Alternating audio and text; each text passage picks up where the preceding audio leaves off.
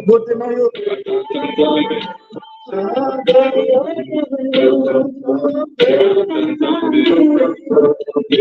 Leur patrie, leur dérive de sang. Les financiers chez le peuple, les mécontents, c'est confiance, c'est ça, du mal qui plus tard. Territoire, c'est. Beauté Mario, beauté. Alors.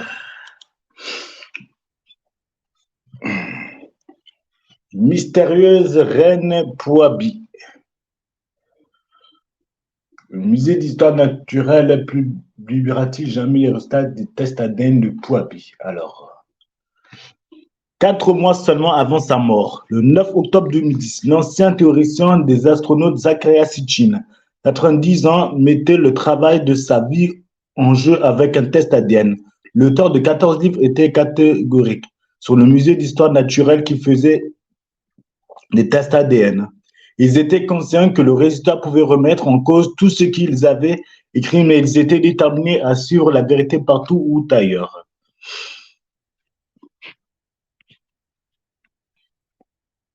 Excusez-moi.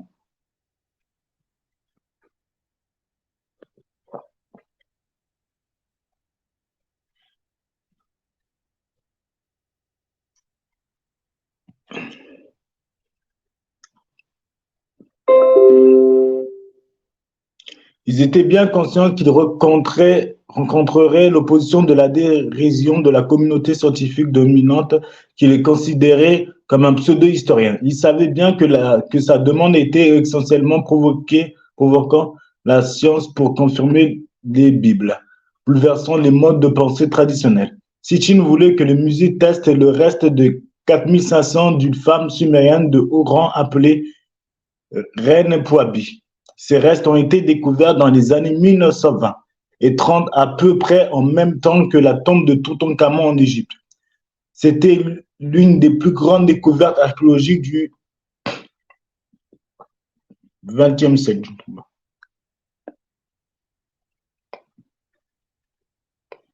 Son nom et son titre sont clairs à partir de la courte inscription sur l'un des sceaux à 3 cylindres trouvé sur sa personne. Elle a peut-être régné seule sans mari.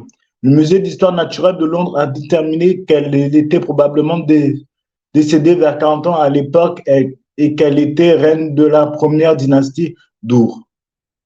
Pendant ses études, Sitchin a découvert que la reine Pouabi était décrite comme Na, dans l'ancien sumérien traduit en déesse.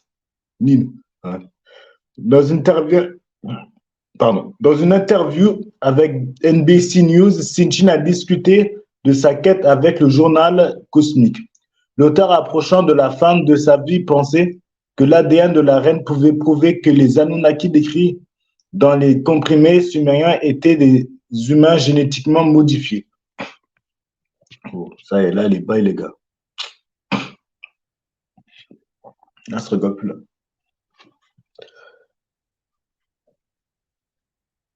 Non seulement cela, mais ils ont différemment retenu certains traits chez les hommes.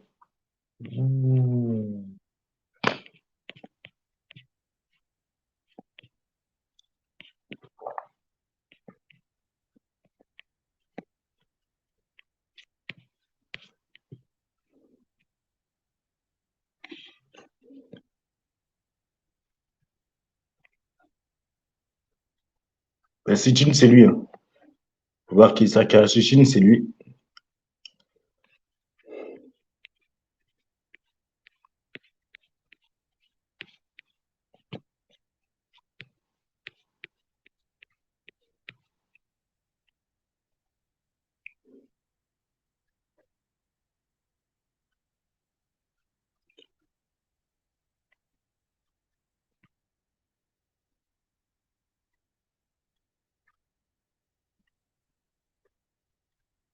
Dieu Anunnaki sur terre, tablette sculptée avec une scène représentant le culte du dieu solaire dans le temple de Sipar.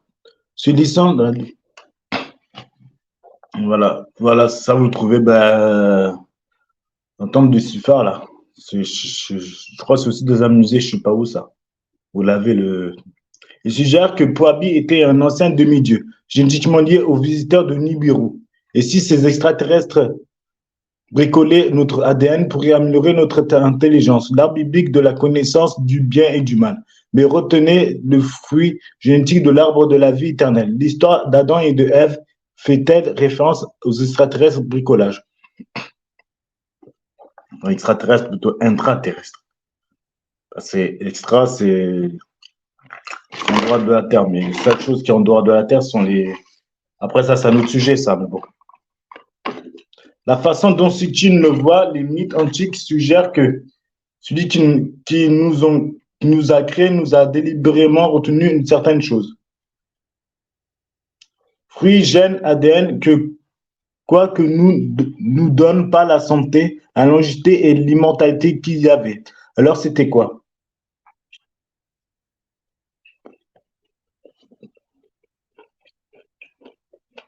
Pardon, je suis en train de manger en même temps. Sitchin veut que les scientifiques testent l'ADN des restes de Puabi en cas où ils tiendraient la réponse. Peut-être qu'en comparant son génome avec le nôtre, nous découvrirons quels sont ces gènes manquants qui ne nous ont délibérément pas donnés. M'a-t-il dit. Peut-être je ne peux pas garantir cela, mais peut-être. Le musée d'histoire naturelle a répondu aux journalistes, mais ne s'est pas engagé à faire le test. Le musée d'histoire naturelle affirme que toutes les demandes de la réalisation des tests ADN sur les restes de Puabi devraient provenir d'un chercheur ayant une expérience et des compétences reconnues dans ce domaine, ou un accès à installation nécessaire pour entreprendre une analyse ADN ancienne.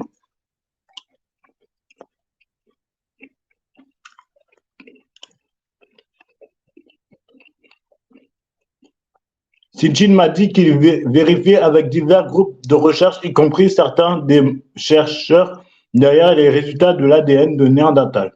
Du mois dernier, une analyse d'ADN réalisée sur des cheveux humains du Groenland, vieux de 4000 ans. Je propose de ma minuscule fondation familiale de financer cela, soi-disant passant, donc je ne leur demande pas d'argent, m'a dit Sitchin. Je ne leur demande pas de dire que Sitchin a raison ou tort. Je leur demande de dire au musée de Londres que c'est trop important pour ne pas le faire. Et cela, que ça en est.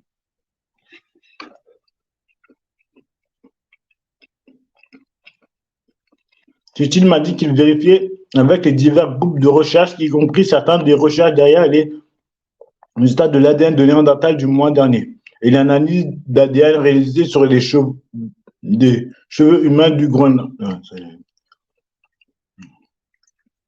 Pardon, je suis trompé. Je lis la mauvaise chose. Pour certains contextes, à cette époque, en 2010, environ 32% des Américains croyaient aux ovnis. Aujourd'hui, ce nombre est beaucoup plus élevé, selon Vox. Plus de la moitié des adultes américains et plus de 60% des jeunes américains croient à une vie extraterrestre intelligente. Je peux avoir info, une soi-disant d'ovnis qui disent, je ne sais pas si vous connaissez Pierre Gilbert, c'est quelqu'un qui travaille aussi beaucoup sur ce sujet-là, qui sait aussi beaucoup de choses. En fait, les ovnis ne viennent pas du ciel, hein. Ils viennent des mondes astrales. En gros, l'astral, c'est ce que vous appelez, j'ai déjà dit ça, vous pouvez aller même sur la chaîne Yamoundaï, vous dire aussi, le monde, ce que vous appelez astral, c'est l'enfer. L'enfer, l'astral, le Pandemonium. Et ce monde-là, en fait, c'est un monde qui est la quatrième dimension. Et c'est là d'où ils viennent en réalité. Et ça, c'est là où les pièges, eux, dans la télé, vont vous dire que oui, ça sont des extraterrestres, ils viennent d'une galaxie lointaine, c'est faux. C'est qu'en fait, ils viennent de la quatrième dimension. Et ce sont des démons. Ce sont des démons. Et ça, il faut absolument que vous le sachiez, parce que ça, c'est très, très, très, très important.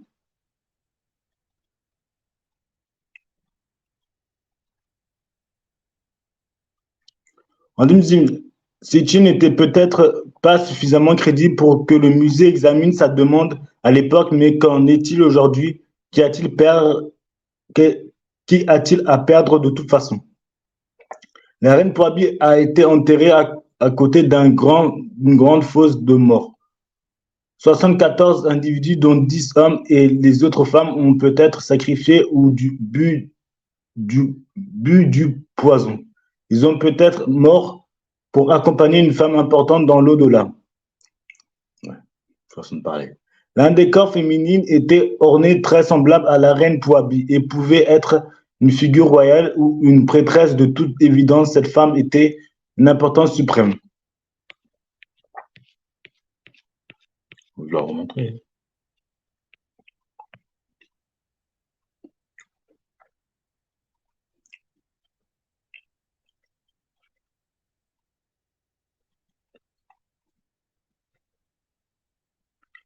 Mais la reine était-elle aussi plus qu'un simple humain, comme le suggère Sitchin? L'une des Entupriest, Enudwana, est maintenant considérée comme l'un des autres, sinon le premier écrivain son nom sur une tablette datant de moins 2300 avant notre ère. Qu'est-il arrivé au test de l'ADN de la reine Poabi?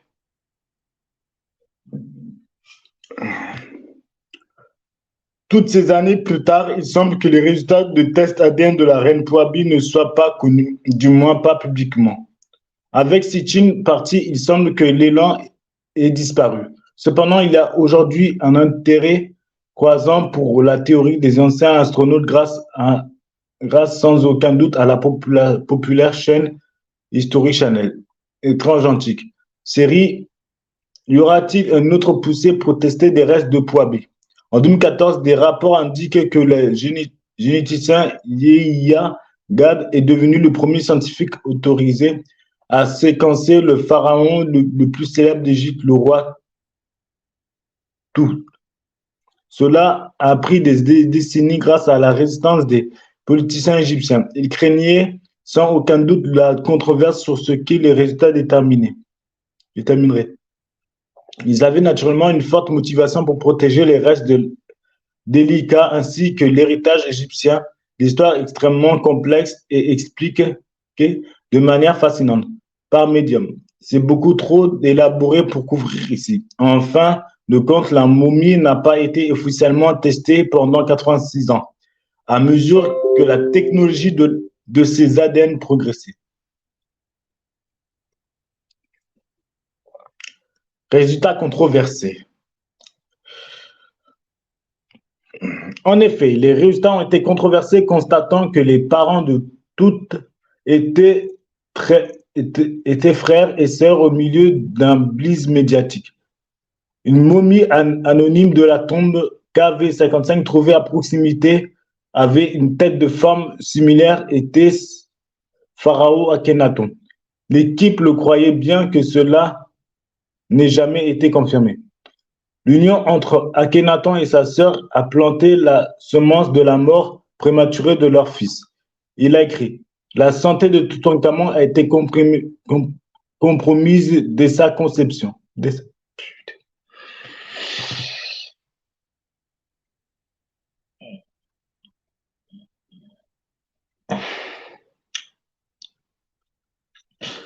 Quand on vous dit qu'il n'y a rien de nouveau sur le soleil.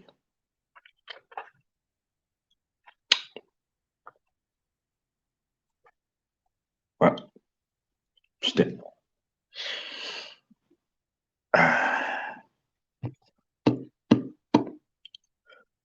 Maintenant, d'où viennent les bails?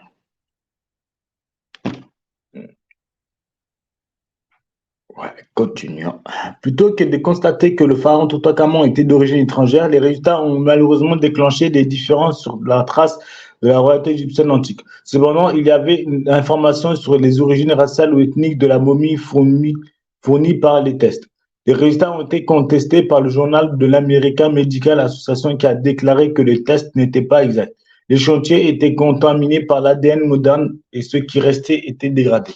Après cela, il y a eu une période de troubles politiques de pillage des artefacts égyptiens. Des galeries brillantes abritant des artefacts funéraires de Toutankhamon ont été écrasés et cassés sur le sol. Aucun autre test n'irrait. Néanmoins, le séquençage de nouvelles générations s'est amélioré au point que l'ADN du roi Tout ainsi que l'ADN de la reine Poabi pourrait être étudié beaucoup plus précisément aujourd'hui. Paradoxalement, l'ancienne méthode de la momification a été utilisée pour préserver l'ADN. Pourquoi de nombreux individus semblent aujourd'hui hésiter à mettre des momies à preuve? Combien de temps devrons-nous attendre? Peut-être que les mystères seront conservés aussi longtemps que le voudront leurs amis. En approchant-nous maintenant du point où les humains sont prêts pour la vérité. Oh. Wow, wow, wow.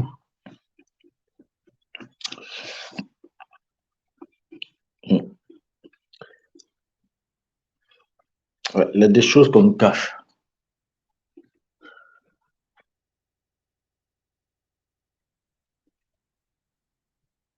Il y a des choses qu'on nous cache.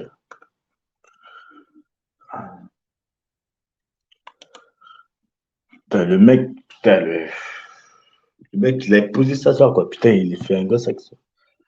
Bon, en fait, ce qui existe de nos jours, là, existait déjà avant, en fait. La reine nous veut sur Terre, en fait. Ça c'est très important, en fait.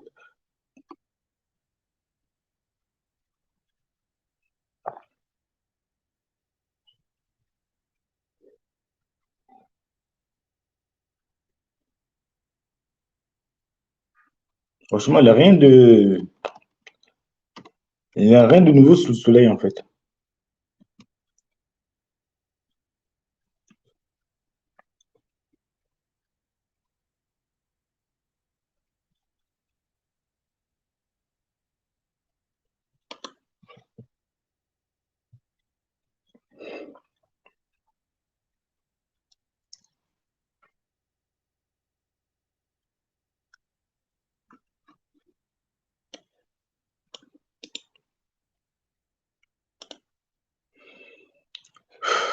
Bon.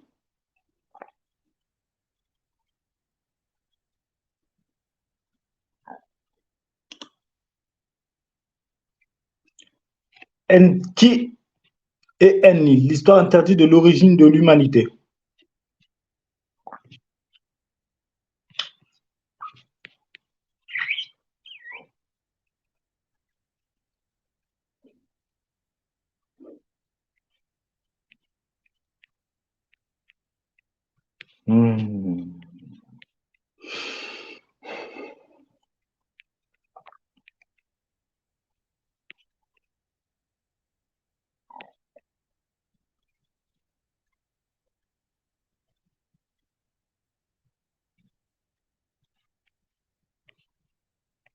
Comme dit, nous sommes des chercheurs de vérité. Nous ne sommes pas là pour... Les textes sumériens anciens se réfèrent aux Anunnaki comme ceux qui sont descendants du ciel. Une puissante race d'êtres extraterrestres qui projetait l'humanité il y a des centaines de milliers d'années.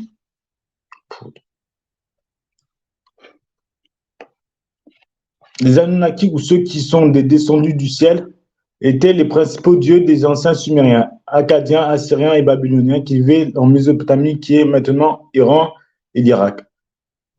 Qu'il faut bien souligner aussi que tout cela, les Akkadiens, Assyriens, tous ces premiers Sumériens, Akkadiens, Assyriens, Babyloniens, étaient des Noirs. Il n'y avait que des Noirs sur cette terre, à la base. Et les Blancs sont très récents, ils sont apparus il y a 6 millions de cela, entre parenthèses.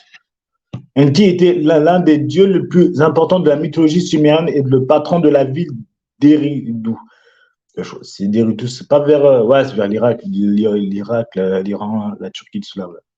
Que les anciens habitants de la Mésopotamie pensaient être la première ville établie au monde. Enki était responsable de la création de l'humanité, qui était destinée à servir les dieux. Les dieux entre parenthèses, parce que c'est pas des dieux, c'est des mortels. Hein. Voilà. Ils se prenaient pour des dieux, mais ce n'est pas des dieux, ce sont des mortels. D'ailleurs, le mot dieu vient du mot Zeus, juste pour faire entre parenthèses. Dans l'épopée d'Atraïsis, un poème épique de la mythologie sumérienne qui couvre l'histoire de la création au grand déluge. Les humains qui ont cette époque ont eu une longue vie, se sont multipliés rapidement et Enlil, le chef des dieux, a été très perturbé par le bruit que les humains faisaient et décidé d'envoyer des catastrophes sur la terre pour réduire la population. Dans chaque catastrophe, les humains ont supplié Enki de leur apprendre quoi faire pour survivre. Ouais, parce qu'il y en a un qui était ouais, Enki, je crois qu'il était pour elle, il avait un peu de pas de la pitié, mais il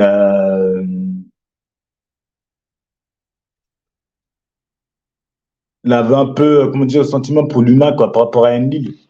Le petit frère, lui, c'était hardcore, frère, laisse tomber, là. Enlil, putain. De toute façon, les trois, à nous, Enlil, Enki, frère. Frère, envie de moi, frère. Voilà. Yeah.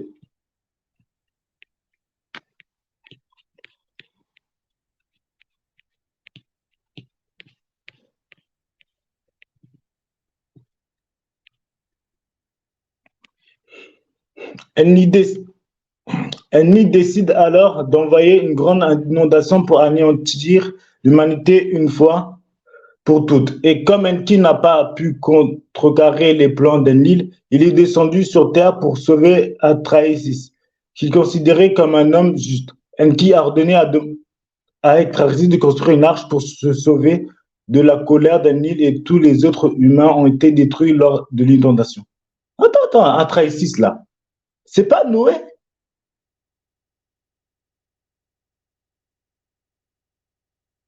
C'est dans la Bible, là, on parle de Noé, l'arche de Noé.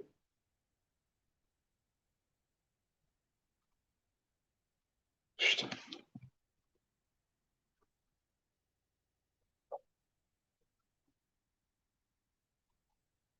Après l'inondation, Enlil a suggéré de créer un nouveau être humain, mais cette fois avec certaines limites, telles que le fait d'être moins fertile, de courte durée et plus vulnérable que la race précédente.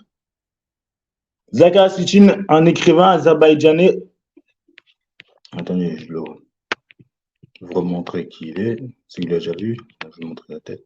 Mais lui, là, Zaghar Sitchin, là, les gars, mon ami, lui, hein, yeah, c'est un Nimbourou, hein. Lui, là, putain, frère, lui,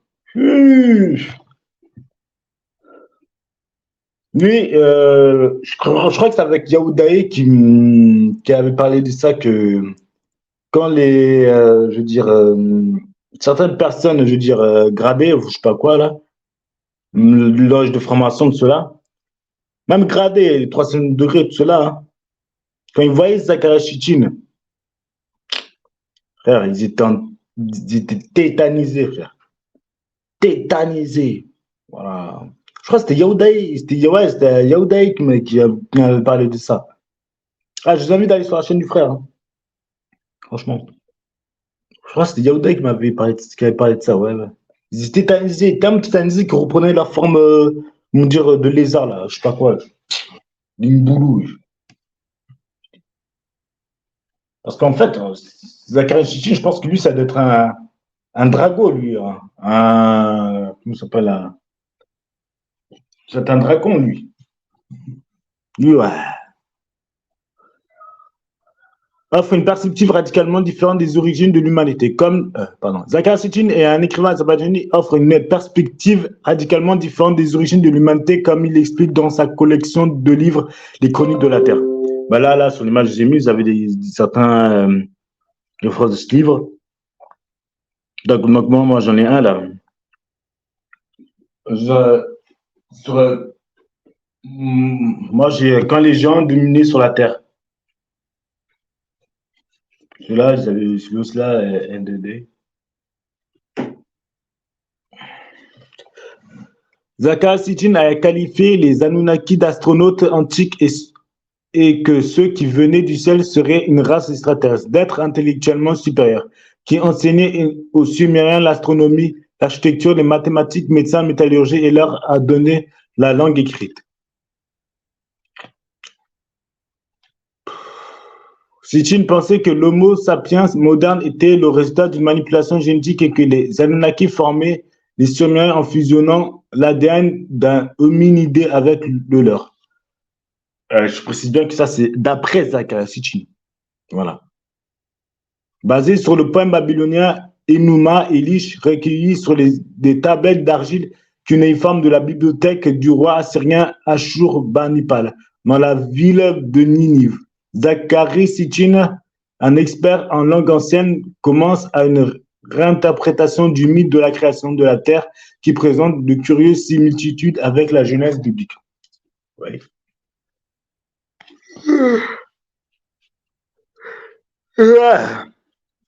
Pardon. Nibiru, la 12e planète, a une longue orbite explique de 3600 autour du Soleil. Selon son interprétation, a été occupée par des personnes très similaires à nous.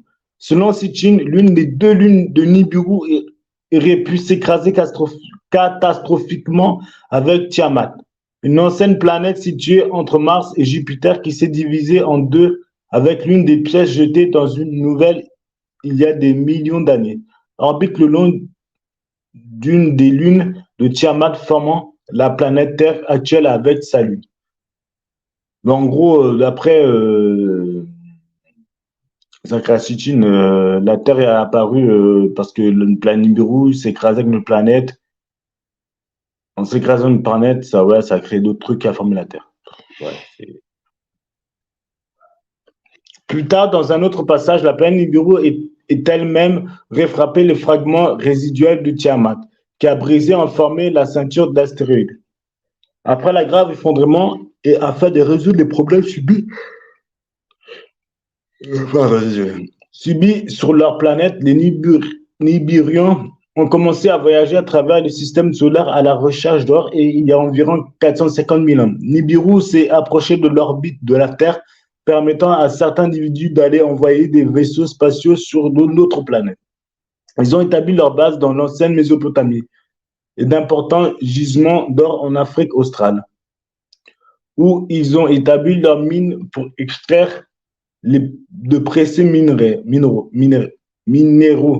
Cependant, les maîtres nibirians n'ont pas effectué des travaux miniers. Ils ont donc envoyé le peuple Anunnaki pour accomplir cette tâche.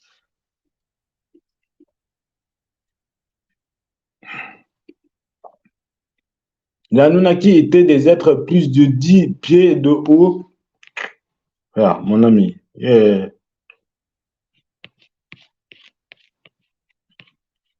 Les gars, mon ami. Là, on parle de géants. Là, on parle de géants.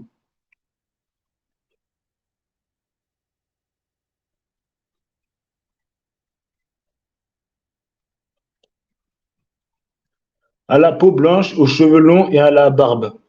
Malgré leur capacité physique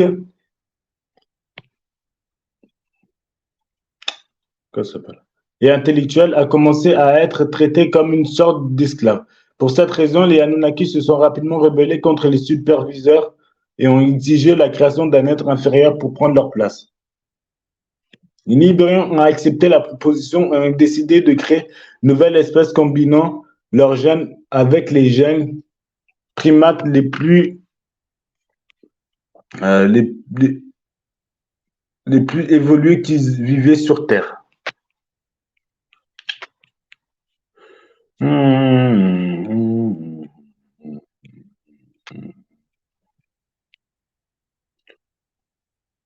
La création de l'humanité. Au début, Enki et Ninuma, qui étaient les principaux scientifiques, ont conçu des êtres d'une force redoutable et d'une grande taille, qui travaillaient cependant pour les Anunnaki dans les mines. Ces nouveaux êtres ne pouvaient pas se reproduire, ils devaient donc être continuellement créés pour obtenir une production optimale d'extraction minérale. Je me demande si ce n'était pas les Néphilim. Les Félim, les Chétanim. Je me demande si c'était pas eux. Car les Philippes, c'est des surnaturels. Plusieurs surnaturels. C'est ça, les Philippes. Ils ne sont pas obligés d'être grands. Ils peuvent avoir des capacités en fait surnaturelles en fait. Ils sont des hybrides. Enki et Nima ont développé plusieurs prototypes d'êtres jusqu'à ce qu'ils obtiennent un qui puisse se reproduire, de sorte que la première espèce humaine a été créée sous la forme d'Homo erectus. Et je précise bien que Homo erectus, que Homo sapiens, c'était déjà avant Homo erectus. Chaque fois que Nibiru s'éloignait de la Terre, une partie des gods retournait sur leur planète d'origine jusqu'à la fin du cycle de 3600. Une période que le Sumérien appelait Sartandi, qu'une partie des Anunnaki restait sur Terre pour gérer les mines d'or et ses nouveaux travailleurs. Cependant, les nouveaux humains attirés par l'image et la ressemblance de leur création ont commencé à avoir des disputes sur des questions terrestres formant des alliances se rebellant contre leurs maîtres, comme cela s'était déjà produit avec les Anunnaki. Beaucoup d'entre eux ont réussi à s'échapper des mines et à s'installer en tant qu'individus, libres ailleurs sur Terre pour commencer un nouveau mode de vie mer primitif. Après 3600 ans, le cycle orbital de nouveau était achevé. Nibiru s'est de nouveau approché de notre planète et les dirigeants Anunnaki sont revenus sur la Terre pour constater que la situation était à nouveau hors de contrôle. Après,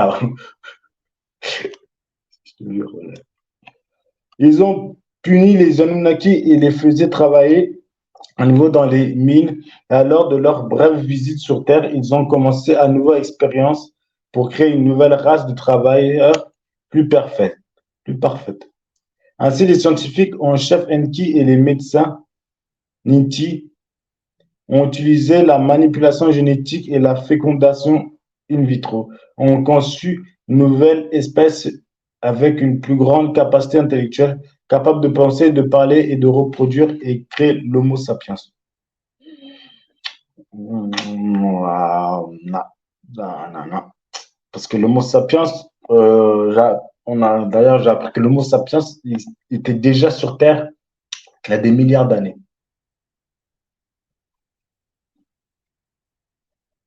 Et l'Homo sapiens, c'est l'homme noir en réalité. Parce qu'il faut savoir que les Blancs existent depuis 6000 ans. D'après même les tests génétiques qu'ils ont fait. Les Blancs existent depuis 6000 ans. Or, les Noirs étaient déjà sur Terre avant que les Blancs arrivent.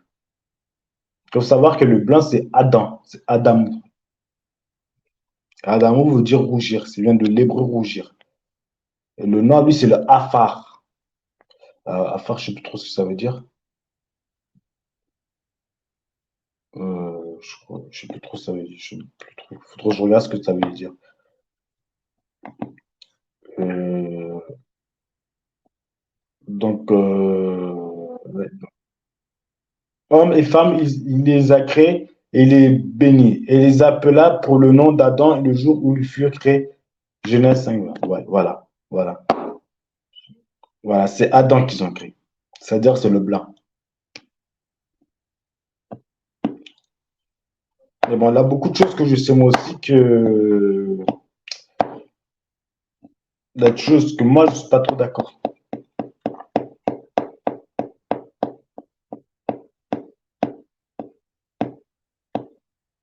Parce que quand on regarde les gènes génétiques, j'ai appris de d'autres chercheurs aussi, que tu regardes que les gènes des blancs, ceux qui ont le gène, comment dire, ils ont que 5% de gènes sapiens. Et les autres pourcents, c'est des gènes animaux et des gènes inconnus de la Terre, qu'on ne trouve pas sur Terre. Alors que les Noirs, ils ont des gènes, comment dire, euh, 100%, quoi. Enfin, surtout les Africains. Les Africains subsahariens, ceux qui vivent même en Afrique centrale, en Afrique, centre de l'Afrique, là, Congo, Cameroun, tout cela, eux, ils ont des gènes, Zimbabwe, Centrafrique, voilà. La vraie Éthiopie, quoi. Voilà. Ça aussi, c'est un autre sujet. Eux, ils ont un gène 100% sapiens.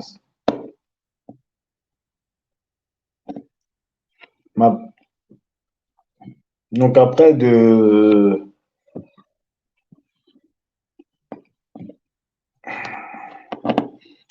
complexe. Mais après, ça, c'est après les trucs de Zakasugi, non?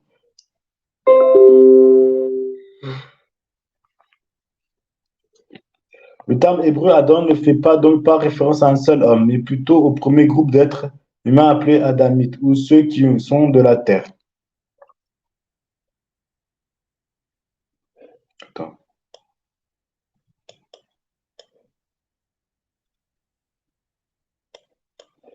Ceux qui sont de la terre.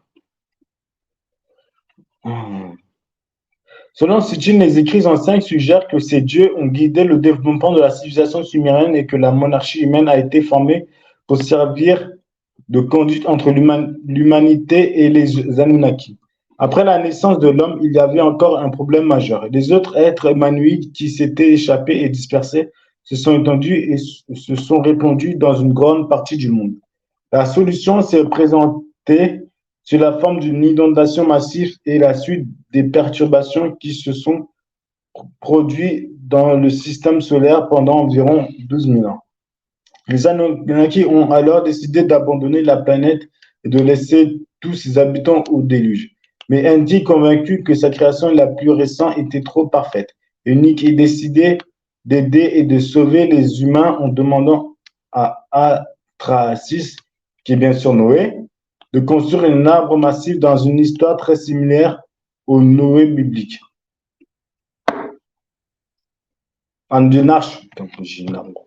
Une arche. Et maintenant que ça me vient, j'y pense. Décris les Anunnaki blancs. Donc, si les Anunnaki sont blancs, les Anunnaki sont des Elohim.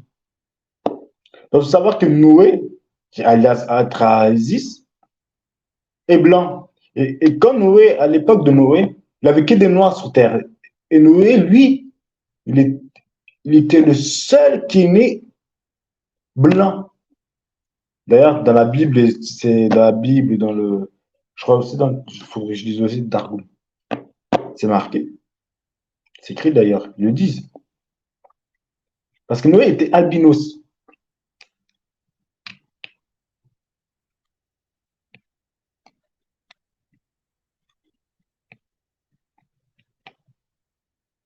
Il y a beaucoup de choses que je sais.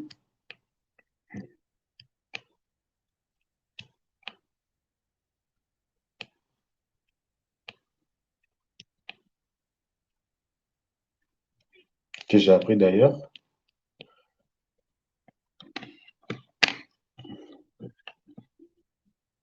Et il y a aussi des choses qu'on cache.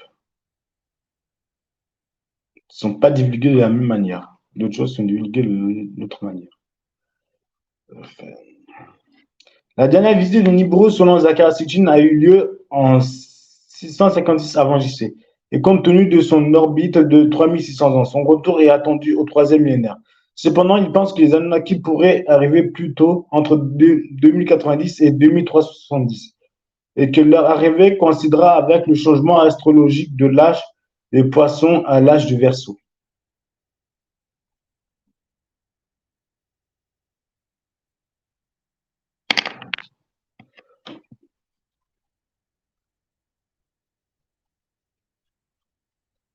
Nous sommes en 2023 là, et nous sommes dans l'ère du Verseau. Mais l'ère du Verseau, c'est la continuité de l'ère du Poisson, parce qu'en fait, le Poisson, c'est la dernière ère du cycle de astrologique. Et le Verseau, il est la première ère du cycle. Donc, ça veut dire qu'en gros, que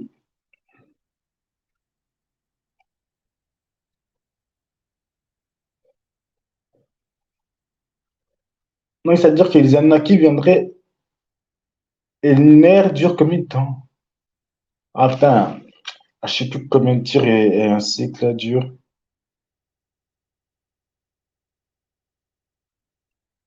Ah, après, mince, j'avais avec Ondeur de Sèvres. Ah, je sais plus. Donc, d'après, de revenir vers la fin, vers ouais, la fin des 2000. Non.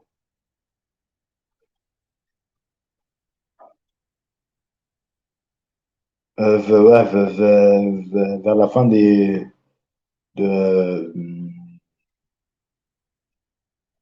vers le début de 2100. Non, avant 2100 ou sinon après.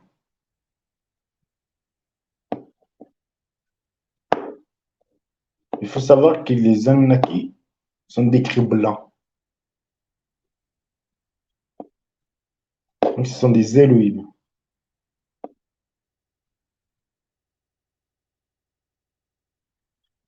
À moins qu'on nous mente sur, sur leur description.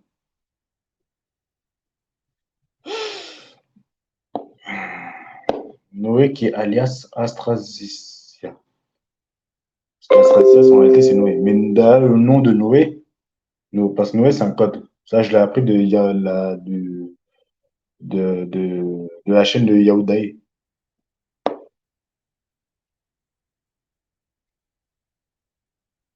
Mais lui, Noé, il est albinos. Il était le seul blanc à son époque, vu qu'à son époque, il n'y a que des noirs sur Terre. À la base, il n'y a que des noirs sur Terre. Il faut savoir que les blancs ne sont pas apparus de manière naturelle, ça apparaît de manière génétiquement modifiée. Il faut savoir que c'est le soufre qui est à l'origine de la blancheur. Et le soufre, c'est un élément qui enlève la couleur d'une chose, la couleur naturelle de la chose, d'une chose. Voilà ce que c'est le soufre. C'est un élément qui enlève la couleur naturelle de la chose. Donc, automatiquement, ces choses-là deviennent blancs. Vous prenez une pétale de fleur, une pétale de...